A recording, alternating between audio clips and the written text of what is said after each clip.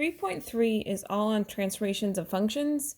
The first part of the section introduces all about the features of a quadratic in the form ax squared plus bx plus c. They have things on there like your y-intercept is your c, the fact that it's called a parabola. We also have our middle line here, the line of symmetry or axis of symmetry, which you can find by using negative b over 2a formula.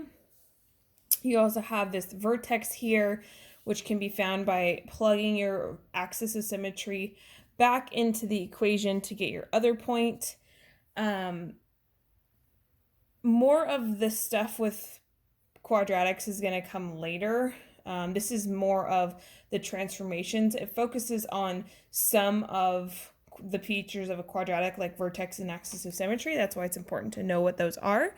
But here we're going to focus mainly on shifting functions. Part of it is quadratic. So learning how to shift it up, down, left, right, flip it over, scale factor, those sorts of things. Okay?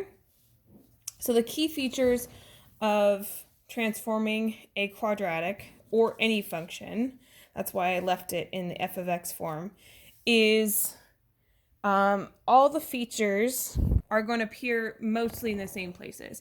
So here's your function. And so if this was an x squared function and you see a number in the back of the x squared with no parentheses, that is an up and down translation. So in other words, it shifts the graph up and down depending whether or not it is negative. We have a left and right translation when a number is in back of your x in parentheses. The main thing that you need to think about with this one is that it's opposite. Okay, so if it is a minus a number, so it's a negative number, you're actually going to the right. And the reason why that is because h here has a negative out front. So if it's a negative negative, it appears as a positive. So you want to go opposite. So if it's a +1, you're actually going to the left. If it's a -1, you're actually going to the right. So it's opposite of whatever you think it is when traveling along the x-axis. We also have a reflection across the x-axis. That is when you flip something from pointing upwards to pointing downwards or vice versa. And the negative is going to appear in front of your function. I forgot to write this one down. If it appears within your x, that is a reflection across the y-axis. The reason why I didn't write it on our parabola one is because it doesn't do anything to a parabola. If I flip a parabola going like this, it doesn't do anything. But for any other function, any other shape, it will end up working. So include this one in your notes there. Okay.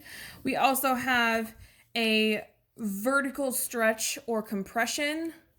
Okay, so if there's a number that appears out front of your function, you are going to have a vertical stretch or vertical compression depending on what number it is.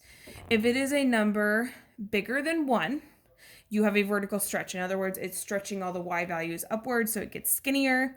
If you have a compression, it is between 0 and 1. So like a third, a fourth, or a half. Okay. We also have a horizontal stretch and compression that appears on the x part. Okay. To have a horizontal stretch, we have the main difference between the vertical stretch and the horizontal stretch is that it's actually 1 over your value. Okay. So here it's a little bit backwards. If it's a horizontal stretch, you're actually going to stretch it horizontally. You're going to go like this. It's going to be between 0 and 1, so it's kind of backwards. And then if it's a compression, it'll be greater than 1. Okay, and the reason why that is if I put a 1/2 under here, normally you would think of that as a compression, but because we divide the 1/2 divide 1 by 1/2, it turns it into a 2. So that's why you're stretching going horizontal, you're pulling it flatter.